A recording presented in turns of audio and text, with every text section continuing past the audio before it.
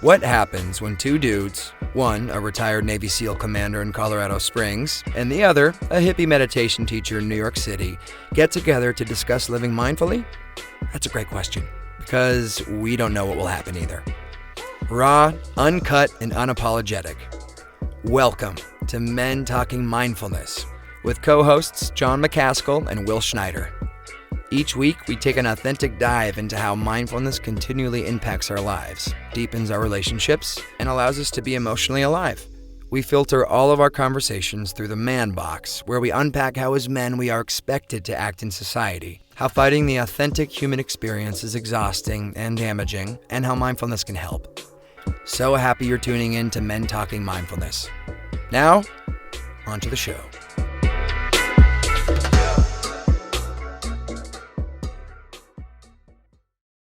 Welcome to Men Talking Mindfulness. John McCaskill with my brother Will Schneider over there in New York City, and we're here to talk about weaving mindfulness into your busy day. Welcome, Will. Great to have you on with me. Always great to be here, John. Thank you so much. New York is a little cold today. It's 50 here yesterday, and now it's like 35.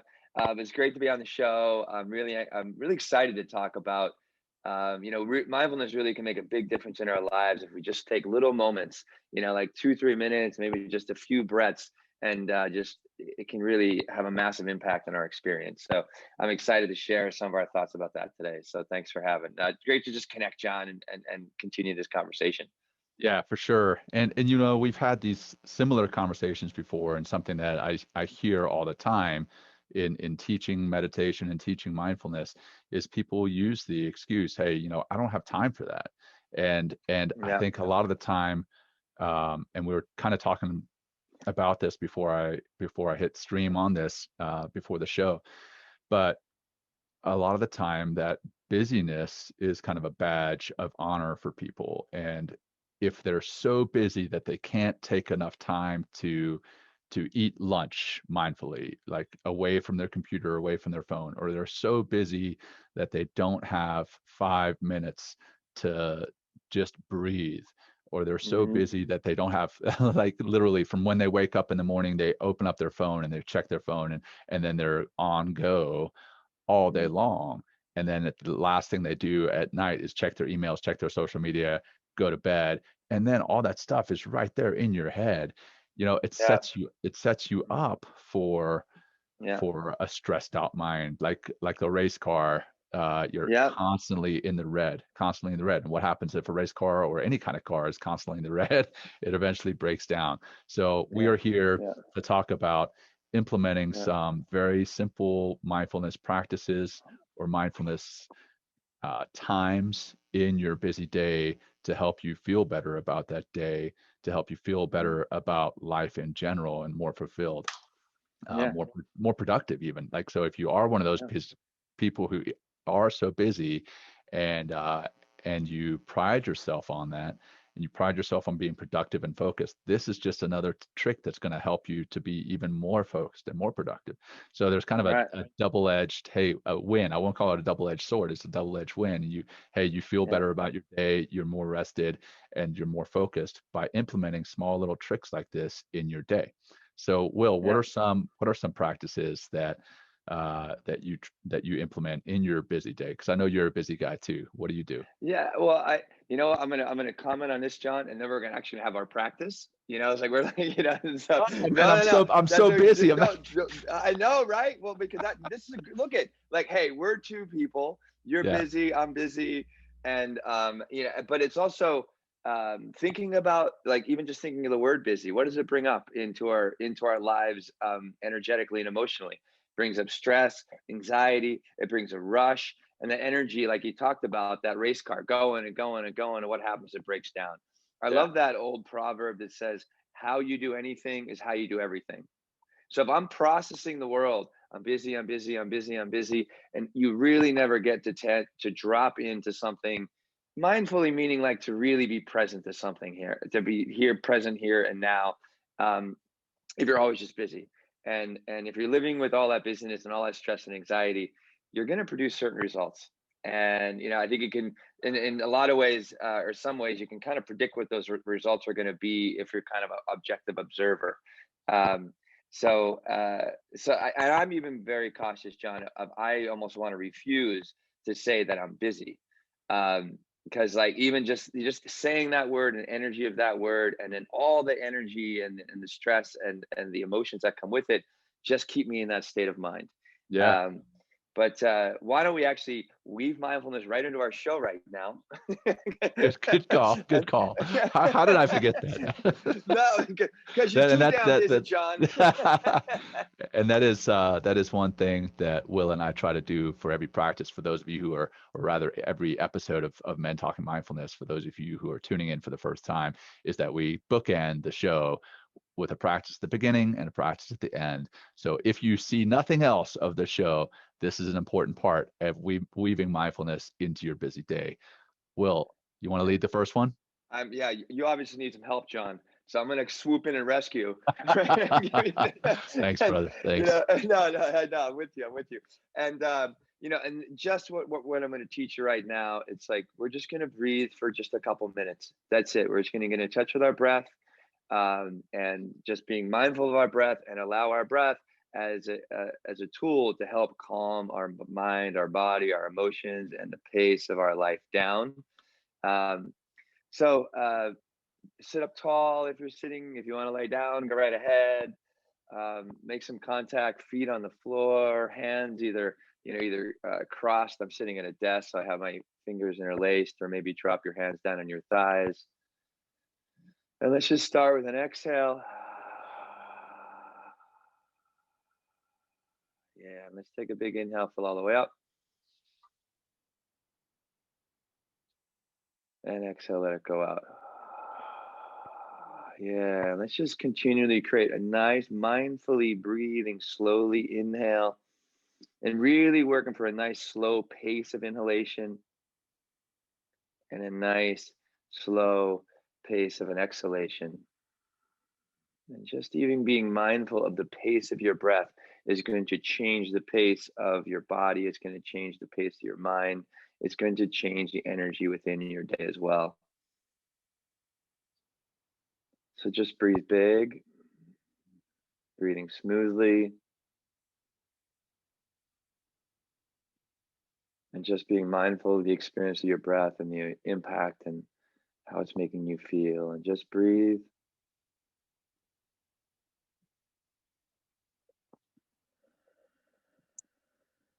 If it's helpful to breathe through the mouth on an exhale, yeah, that's going to help release more stress than go there. But you want to keep the breath moving in and out of your nose. Then just stay with a nice nostril breathing. But again, smooth. I don't know what words work for you and as you develop your practice, but I like the words like smooth, soft, easy, patient, peaceful. So instead of just thinking of like inhale, exhale, or breathing in, breathing out, what is the quality that you're bringing to that inhale? What is the quality that we're bringing to your exhale? So instead of just it about being the action of breathing, what's the quality of the action? And that's where we kind of step in. That's where you can take charge of the moment by taking charge of your breath. So instead of it being a busy breath, which could be a quality of breathing, could it be a smooth breath, a relaxed breathing? All right, just a few more breaths here. That's it. Just do two a little bit bigger inhale. Long, slow exhale. One more. There you go. And just take one little moment, as John likes to say, a little internal selfie of how you're feeling now.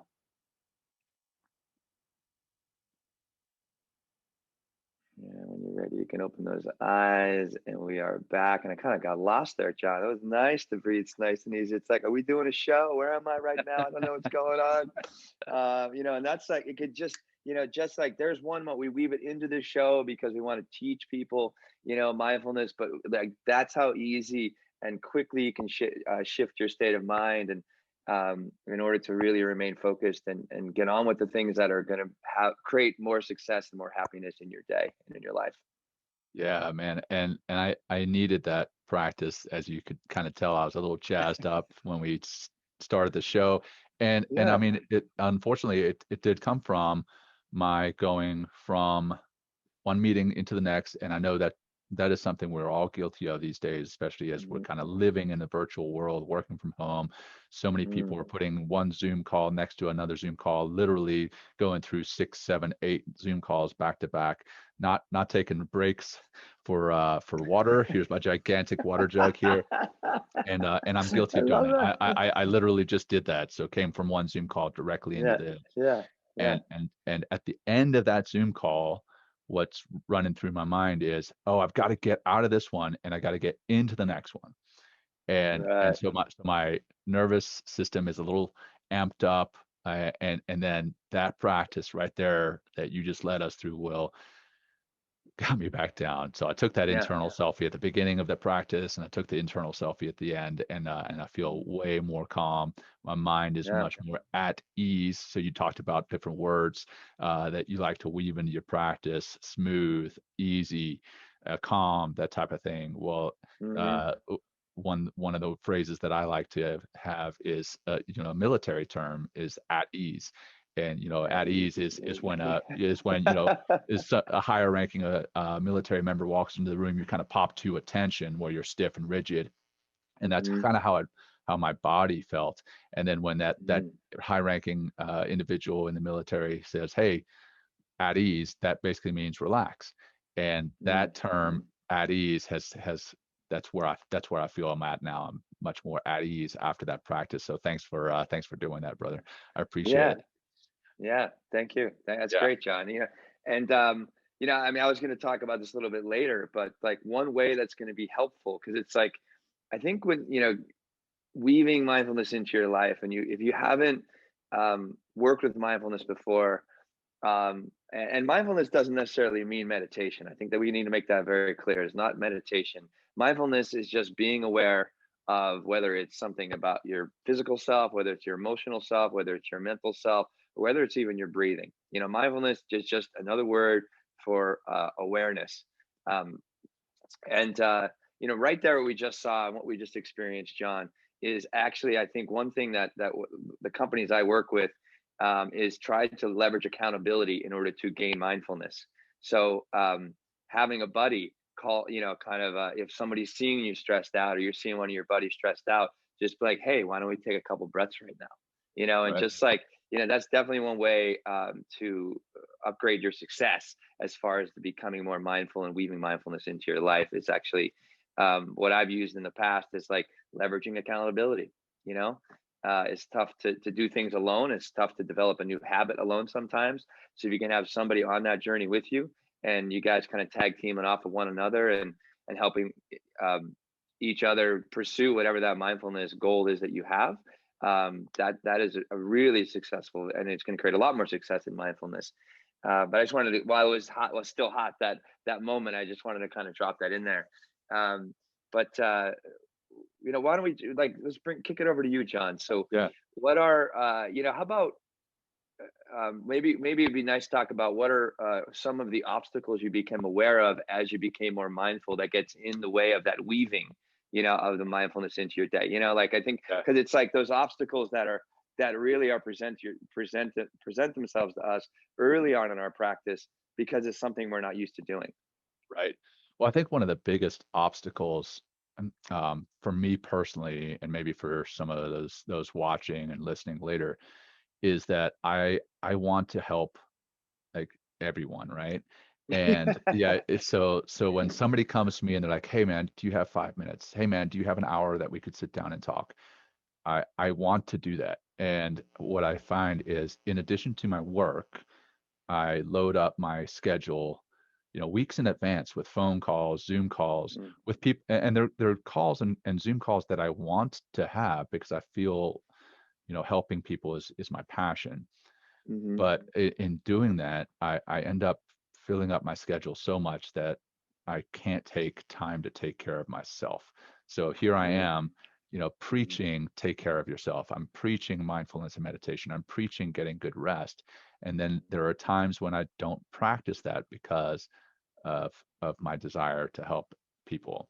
And I'm Yeah. not trying to give myself a pat on the back. As a matter of fact, I'm doing the exact opposite. I'm trying to say that I'm guilty of sometimes not practicing what I preach. But that's my obstacle is that I fill up my day with with appointments. Right. And in doing that, there you have to be very intentional about being mindful. So, even on the days that my day is full of appointments, I try to, you know, drink mindfully. So we were joking beforehand. So Yeah. I've got this gigantic jug of water here. I live in Colorado. I live at 7,500 feet. I'm working at about 6,000 feet, and it's dry here. And if I don't drink through the day, at the end of the day, I'm super parched. So I have to be mindful about drinking. And people are like, well, what is mindful about drinking? What is being mindful about eating? What does that even mean? Well, weaving just that like 30-second pause. Okay, I can sit here, take a drink. As I'm drinking, notice the five senses that are coming into play, right? So, you know, it's just water in here, but I can still, feel that water as it goes into my mouth, goes down my throat. I can hear what's going on. It's obviously got a little bit of chemicals because it's from the tap, so it's got it's got a smell to it, and just taking into account those senses that are being used as I drink. Same thing as I eat. I could put a plate of food in front of me. First sense that comes into play is the smell. I can smell that food. Second thing, I can see it, right? I can take into account all the colors on the plate and say, okay, you know what? This looks like a great meal in front of me, even if it's, even if it's something small. But just taking that 30-second break to take into account all the senses that are coming into play to make that a more fulfilling, 10 minutes, 15 minutes that you eat that meal. That pause, that is what really changes not only the way that meal tastes, like quite honestly, when you take that pause, it tastes so much better, but it also settles the mind. And I've used this analogy a ton of times in the episodes before, and I'll use it again, is like our busy schedules launch us out of bed in the morning, and that's basically like this snow globe that's being shaken up. And when we put that snow globe down for a second, those flakes it just gives it a second for those flakes to settle. Now we can focus on the little image that's at the center of that snow globe that's so important to us. But even though it's so important to us, can sometimes get lost in the noise of life. So when you take that mindful, 10 seconds to drink mindfully, or you take that mindful 10, 15 minutes to eat a meal mindfully, it helps to settle and focus on what's important. So that's sorry, you asked a question about the obstacle, and I started rambling about not only the obstacle but some tricks to overcome that obstacle. What are some obstacles for you, man? Um, well, the obstacles for me are really not like scheduling it or becoming aware of it, or just kind of get, like you said, like getting wrapped up in the day. Um, and like this morning, for example, like uh, I had to create some content for somebody, and it was just like, they wanted me to shoot a video about introduction into meditation so she can share it with her community. And I was just like, honestly, a little bit annoyed with it, because it's just like, and it just, I have other things that I want to do, and um, instead of use the time for that. But I really love and respect this teacher. We worked together for years, so I want to help her out. And I've been struggling with this just for like a couple of days, like to kind of get this done. And I had these feelings of anxious, or just really being annoyed with this and agitated. And for me, often it's like my emotional life really gets in the way of, and kind of like hijacks so much of the rest of my day. Um, so I typically meditate in the morning, but I got up a little later than I wanted to today because I needed to sleep. But just before our show today, I sat and I did my 20-minute meditation, and it really helped me to relax and ground and focus, and really reprioritize how I want to show up. and what do I want to do with my time. So my emotions are a giant obstacle, and me not scheduling like my practices. And this is like, we're also, we've both been practicing mindfulness for years, so we're deeper into our mindfulness practice. And as you get deeper into your mindfulness practice, and as you continually live and see and experience the benefits of what mindfulness can do for you, you really want to start plugging it in and making it as important as anything else, like brushing your teeth. Right. So but early, but early on in your journey into mindfulness, you can, you hit on two good points, John. You hit about, kind of mindful eating in some ways, and hydration. And, that could be where your meditation journey starts, is just taking that pause, to sit with your meal for a few seconds and live with some gratitude, with the, with the colors, with the odors, with the warmth of your plate, if that's what it is, and just taking that time, and really appreciating your meal. Or maybe, like you talked about, being more mindful about hydration and drinking more water, which is super important for your body. And I really highly, when I start mindfulness with different, whether it's an individual or groups of people, one of the things I like to teach, it's like, and I use leveraging optimal hydration as a means to develop more mindfulness. Because, like, it doesn't matter where you start, just again, how you do anything is how you do anything. So if you're starting something, and begin to make a goal of that mindfulness of being more hydration, or finding more hydration, it'll eventually, you'll see how, just by starting with that, just by starting to wanting to drink more water, how, and changing that habit, how that's going to start to build confidence, so you can be more mindful about other aspects of your life. So you might not want to, might not start with meditation right away. Or might not start with, like, plugging in, I think it'd be a great idea for anybody out there. You talked about running from Zoom meeting to Zoom meeting. What if you put a little post-it on your computer and said, something like, breathe for 2 minutes between meetings? Like, that is, like, be a great asset we just experienced, in what you said earlier, in order to get you ground focused, and be your best self stepping into that meeting. And so those, like, early obstacles for me, just really showing up, and showing up for it. And it's, but how do you make that, like, put an appointment on your calendar? Anytime you schedule something in your calendar, you have a 60% greater chance of getting it done. So that's one of the ways that I weave mindfulness into my day, is, and that could just be the workout that I do. I'm also running now in between, like right around 3 o'clock. I bought sneakers, John. I'm running again. I can't believe it. This is Nice. like, I haven't ran in 10 years, and just going out and hitting the road, because I know mindfully, right, it's going to keep me fresh. It's going to keep the energy going. It's going to keep those positive emotions flowing, because of the hormonal cocktail that it brings into my body after running a certain amount of time. Right.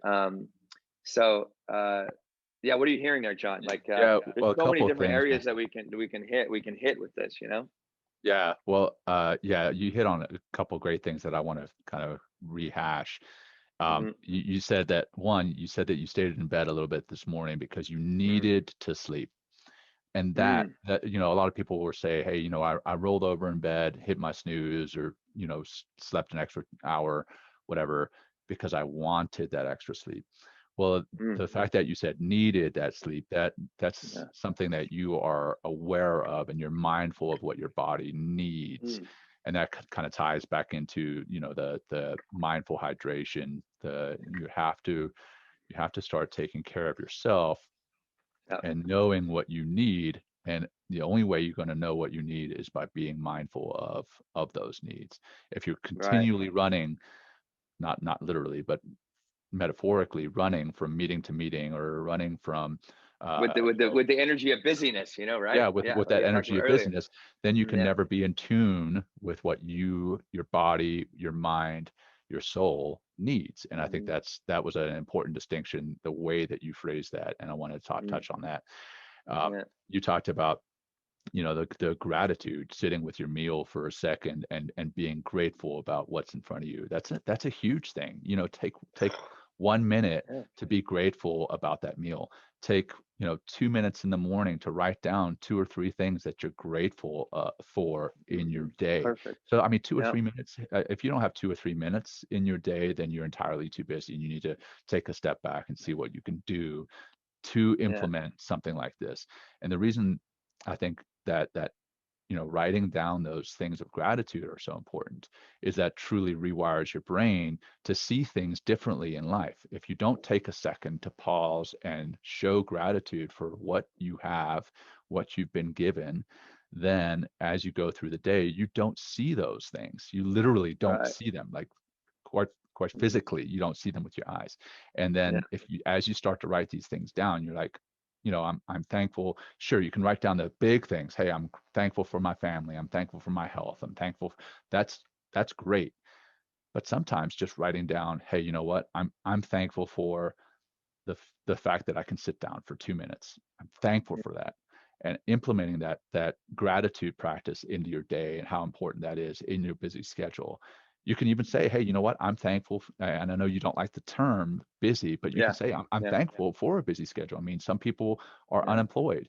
And if you're busy, Yeah. you're getting paid, you're busy and you're doing the things that you love, that's something to be thankful for. And that's another way of looking at things. Hmm. Then so then you Great. move from that into Zoom and things that you can do with your calendar, kind of some tricks that you can do. You and I, we live and die by our calendars. Literally, folks, for those watching or listening, like Will and I, when we text one another back and forth, because I'm here in Colorado Springs, he's in New York City, so we always have to juggle our schedules.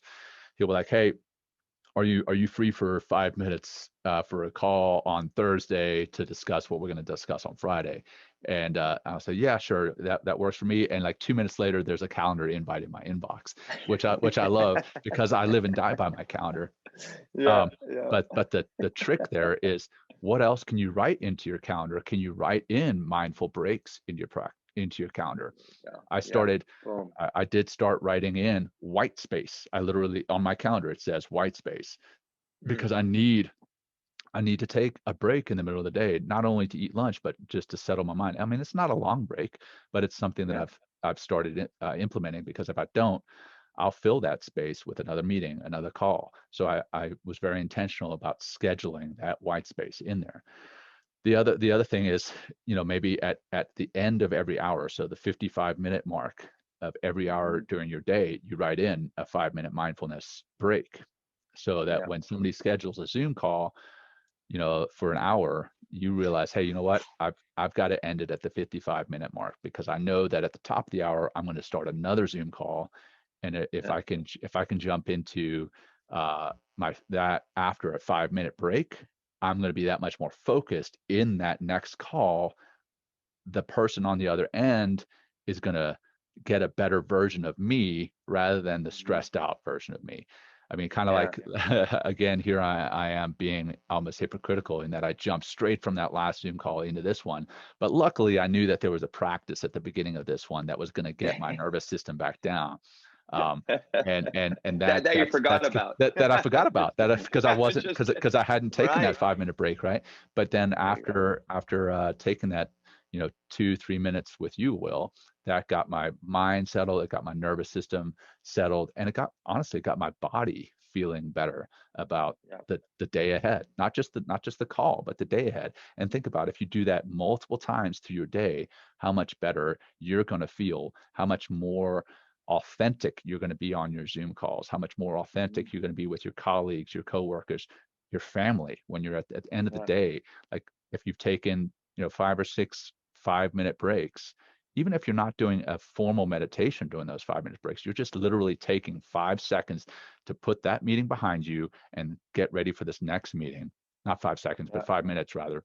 Hmm. You do that, you're gonna go home at the end of the day much more charged, much more energetic, much more focused, Yeah. for your family at home, if you have a family at home, or you're going to feel better just in general if you're at home alone, and you can just feel more fulfilled. Um, Yeah. okay, so the last thing, sorry man, I'm running along here, but No, no, the, no, the not at last all. thing, I'm making mental notes here because I good, want to comment on good, what you're saying. Yeah. right on. Well, you talked about, hey, you just bought a new pair of running shoes and you're out there running. You know, Yeah. if you are working out, if you're getting out and taking care of yourself physically, that's huge, and I applaud that. But that's another potential area where you can practice some mindfulness. So if you're running in, in the park there in New York City, or if you're running out in the woods here in Colorado Springs or up the mountains, whatever, a lot of the time when I run around, I see people with headphones on. And I mean, I like running with music. I like running with some motivational speeches sometimes, but other times I take those headphones out and I just listen. I listen to Mhm. literally each footfall. Like I hear that. I noticed the wind blowing through the trees. And Sean Swallen, a colleague of mine with Mission 60, we're going through this 60-day challenge together. I And want to hear more about this, yeah, but I yeah, love this whole it's intense, uncomfortable man. challenge. It's Good for intense. you. But there's a masterclass section of it. And funny enough, yesterday's masterclass was on virtues, values, and establishing the state of flow. And in order to do that, sometimes you have to practice mindfulness. And that's again appreciating the senses and what they're Yeah. bringing to you. And so he talked specifically about what I'm talking about here is the run, and to taking a second to just appreciate the fact that you're out on a run. First of all, Mm. second of all, appreciate the fact that you have the ability, the physical ability to get out and run. Again, this coming back to Mhm. the attitude of gratitude. And then while you're out running, you don't necessarily have to run with headphones. You can run and listen to the sounds of nature. Listen to, I don't know, if you're in a busy city, you can listen to the sounds of the cars, the sounds of other people, around you, and just take that in. And that's being mindful. Another trick of implementing mindfulness into your busy day. So those are some Yeah. things that I wanted to hit on. What mental notes did you take that you Well, wanted to bring up? oh, I just want us to be mindful of any comments, number one, that might be coming in, Yeah. just for that, just for that. But I mean, and I say that because, I want to be more inclusive. But I mean, I think what you're touching on is, as far as running from meeting to meeting and giving yourself that 5-minute break. You are always perform at your best when the feeling you're having about yourself is when you're more relaxed or joyful, happy, and like, so all these positive emotions, what do they do for our body and our mind? They light us up. They keep us in our creativity. You talked about, last stage of values, virtues, and getting into that state of flow. We cannot be in a state of flow if we're stressed out, feeling like shit, depressed, angry, frustrated, like, I mean, what does that bring to it? Like, that's emotional eating, destructive behaviors, yelling, at people in your life and stuff like that, versus, again, switching or continually trying to maintain, mindfully maintaining, finding out how we get or continually keep this emotional, well-being and positivity, which just keeps us at our A game. Like, that's what mindfulness is going to do. It's going to keep Yeah. you at your A game, and it doesn't have to be like, but it can start. Uh, I think what's important to note is it can start with just one simple goal of being more mindful about any aspect of your life. It could just be like, again, I keep water. Water's simple. It's like, can you drink? And it's best to drink 3 to 4 liters of water a day. That's a lot of water, but it has tremendous physiological and psychological benefits, because of the natural health that it brings. Because our bodies are 78% water, or like 75%, 70, where our brain is over like 85 or 90% water. So you want to really stay in flow, right? Then bring more of flowing water into your body. I mean, so No then pun it's like, intended. yeah, I know, right? No, that was definitely intended, right? So, but then how, do you mindfully, make or create the habit of drinking this 3 to 4 liters of water a day? And so then how do you mindfully go and do that? Right. So that could be setting a timer on your phone every couple of hours, and you're taking back, drinking like 16 or 20 ounces of water or something like that. Or it's like, I talked about leveraging accountability. Maybe you have a buddy that like wants to get on some sort of get on a mindfulness path with you, so you can both like be helping each other to drink more water throughout the day. Um, so I guess like it could just start with one small Yeah.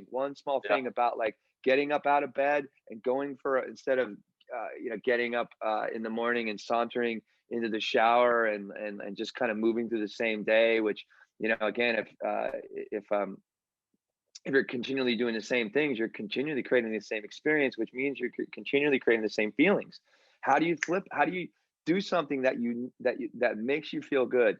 Like, imagine getting up and instead of just walking around the block for 10 minutes, just getting in your body, walking around. And that's how you start your day, is just going out for a walk. What is that going to do? How is that going to show you what you, not only how you can feel by walking, but how is that going to start to change your mentality to be like, whoa, if I can be just mindful with this little part of my day, Yep. what else could I plug into my day in order Right. to stay in my A game? So Right. it could be anywhere. It really could be anywhere. True, and we've got some great comments that I want to highlight here. Well, and Yeah. specifically about that, and some other things that we were discussing earlier.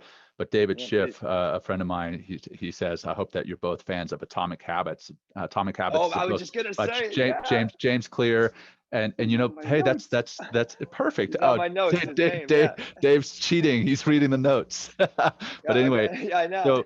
so hey, Atomic Habits, breaking your day down into the smallest pieces and just starting with a small habit, like Atomic Habits, and I think The Power of Habit. That's not James Clear. I'm forgetting who the author of that is. But regardless, it's setting yourself up for success to practice good habits. And drinking water, that's a small one. But as you start to practice that, you're more mindful about that. That can increase your doing other habits. To Yeah, hey, now compounds. I'm drinking water. So okay, then you want to go to the gym. You go to the gym, you start to feel better physically. Now when you lay down at night, you sleep better, you make better decisions, you don't, because you're getting better sleep, you think more clearly the next day, you don't eat as much junk food, and it's this domino effect. Teresa Larson, another colleague of mine, Dr. Teresa Larson, former Marine that I work with, she's a huge proponent of just implementing something small and then going into that domino effect and how that can change your life. Yeah, Okay, so yeah.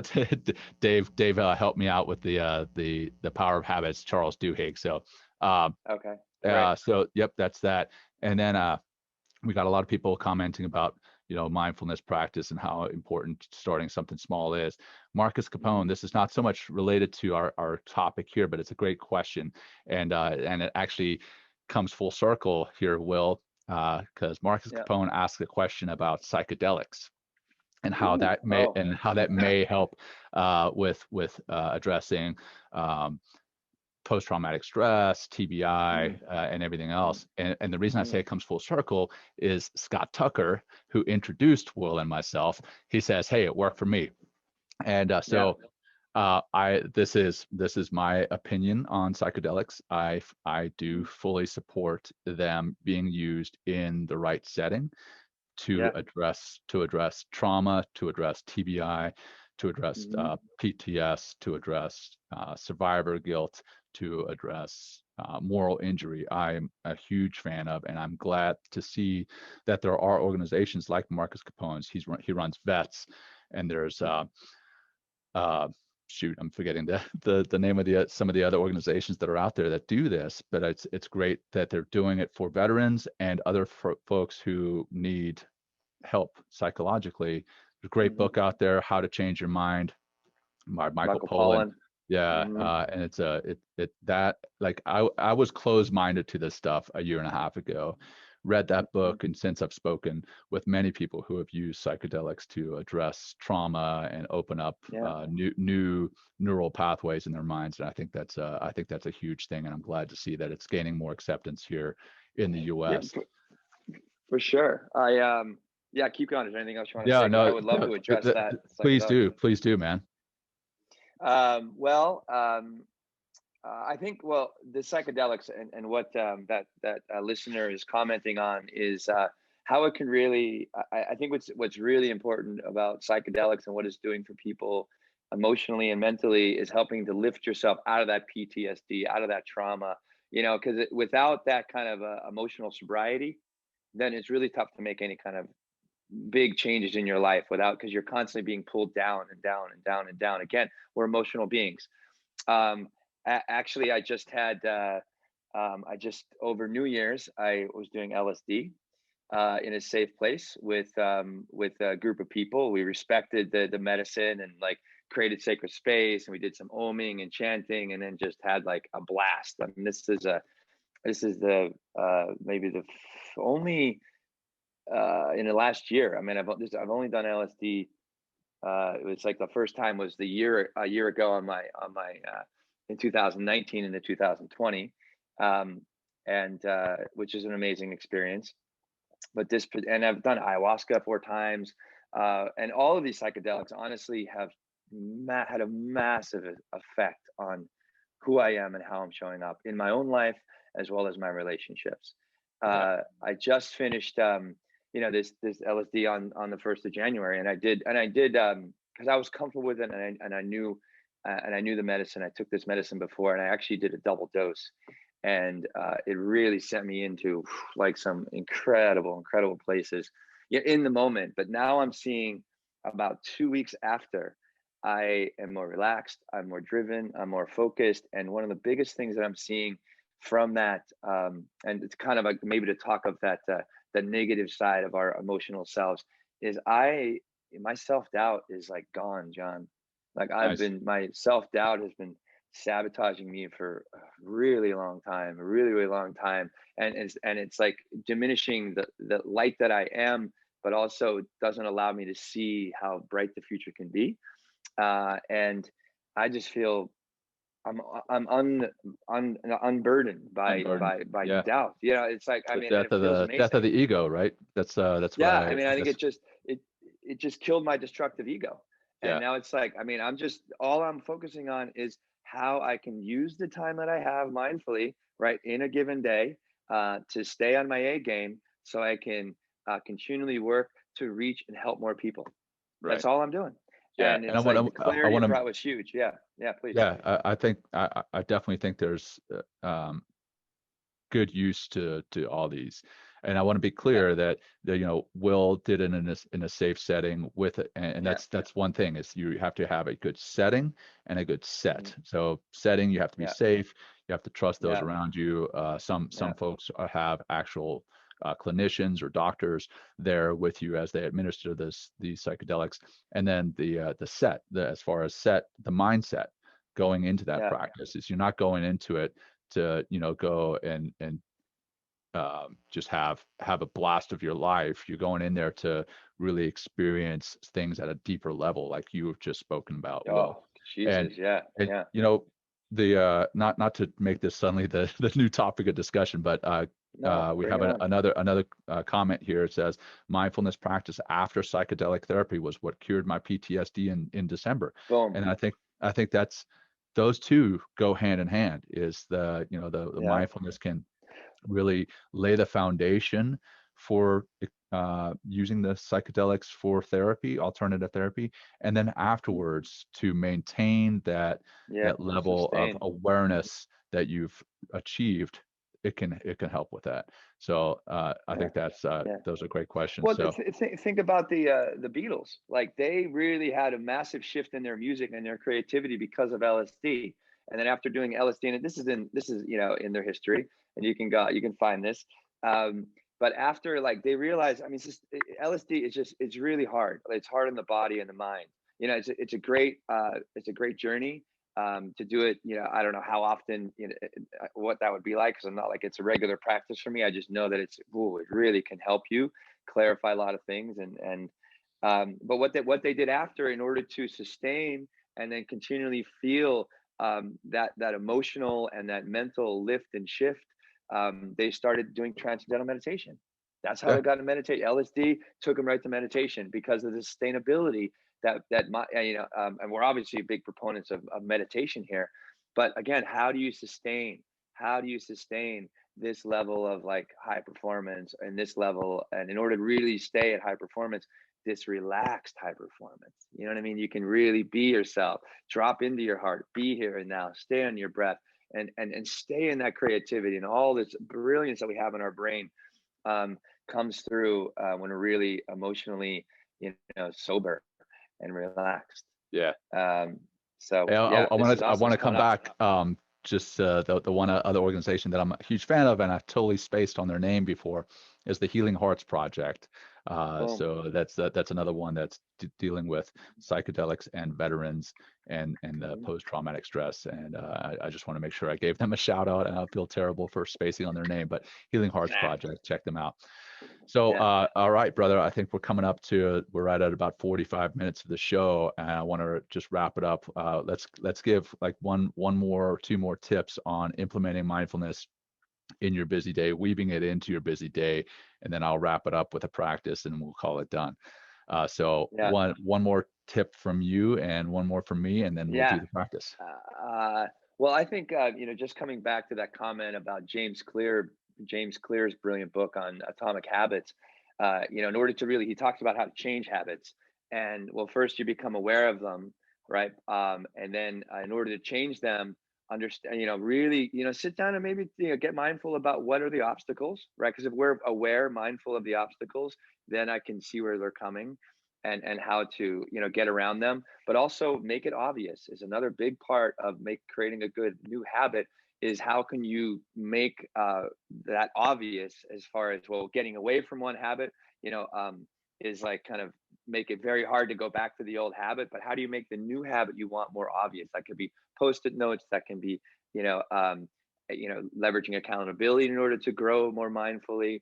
It could be using alarms on your phones or apps or something like that remind you. But there's a lot of ways to create habits out there, and I think any healthy habit you're creating is a mindful habit, because it aligns with you continually wanting to be your great self and your best self, and continually playing your A game. Yeah, I love that, man. And like an example of that, and I think I want to say it's in Atomic Habits. I may have Atomic Habits and Power Habits backwards, but he talks about getting up to go to the gym, and so in order to do that, he sleeps in his gym clothes, because that's one less thing that he has to do in the morning because that's, quite honestly, that can sometimes be the hardest thing, is getting out of bed and getting into your gym clothes and into your shoes. Well, if you have your shoes right there by your bed and you're already in your gym clothes, it's that much easier to get to the gym. And that's so I think implementing, I won't go into a specific example, because you put a great kind of umbrella example there, is just implementing habits, and how starting small can really change into big changes. I mean, Dan Harris, 10% happier, he talks about how if you can get just incrementally better every day, incrementally implement something better every day, at the end of the year you're going to be so much better. But if you do nothing to change, you're not going to get any better. You're going to stay the same or get worse. So I think just make it I guess my contribution at the end of the conversation here is just make small incremental improvements daily, and at the end of the year you're going to be so much better, so much healthier, so much happier, so much more fulfilled in your day, in your life, and that's about it. So that's why man. James, let me just say that's why James calls his book Atomic Habits, because you start at the very micro, the very, very tiny parts, and then as you grow, they compound, and all of a sudden you have this massive explosion, and you change what you do, who you are, how you do things. It's all possible, but it starts small.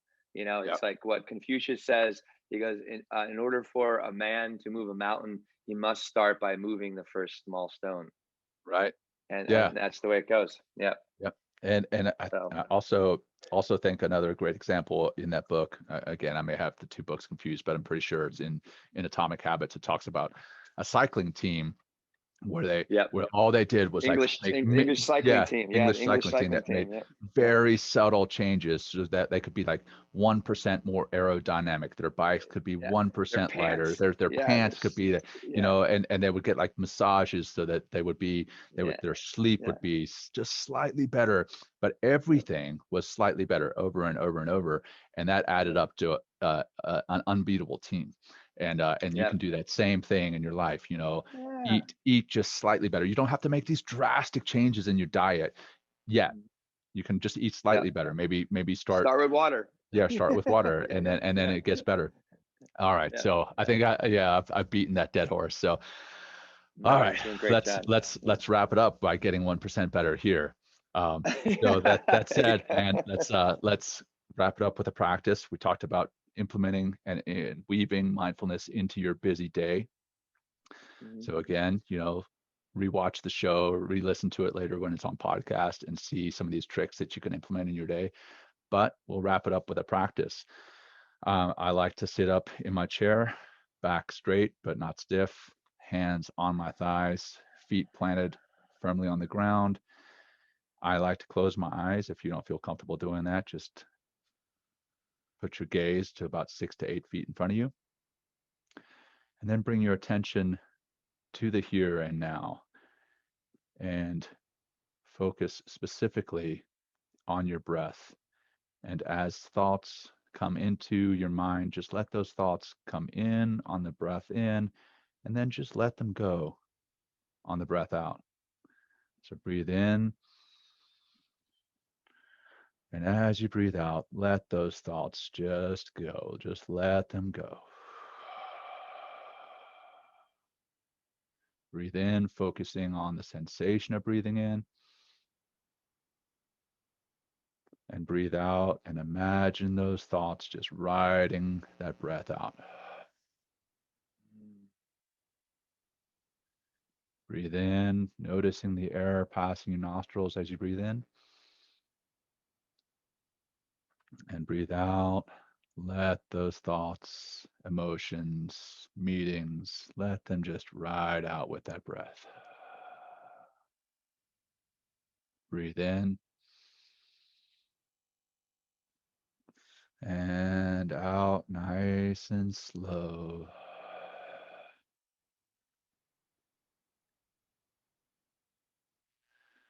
In, really inflating your belly as you breathe in. And then as you breathe out, noticing your belly contracting, bringing that navel to your spine.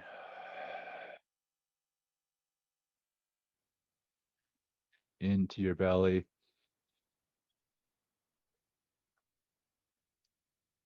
Hold that for a second. And relax. Breathe out from your belly, bringing your navel to your spine.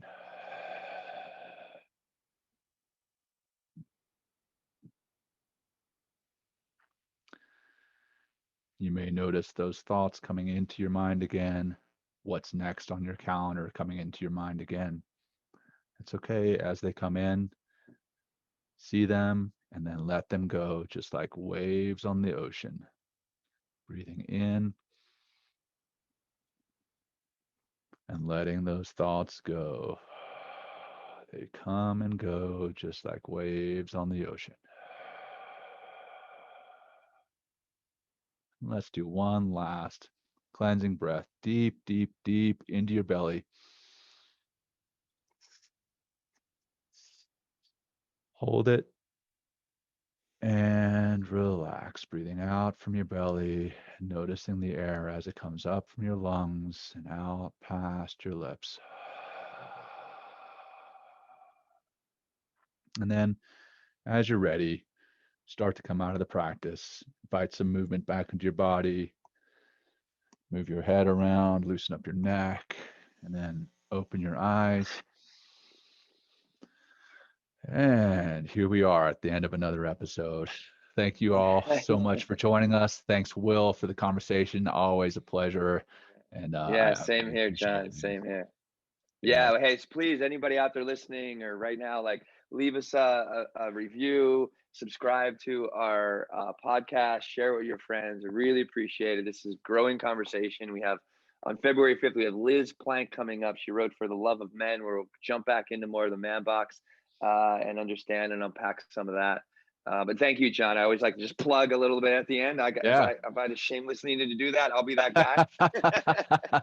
No, thank you for doing that, man. Absolutely. We do appreciate the reviews. We appreciate the ratings, and we appreciate any feedback. If you know Will and I here on LinkedIn, us on Instagram, shoot us any comments, complaints, questions that you may have, and would be happy to answer them either there on those social media platforms or in our next show.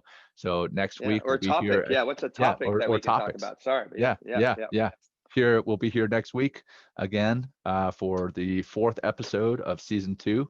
And thank you all for joining us today. And that's a wrap. Take care, stay safe, stay healthy. Okay, thank you, everybody.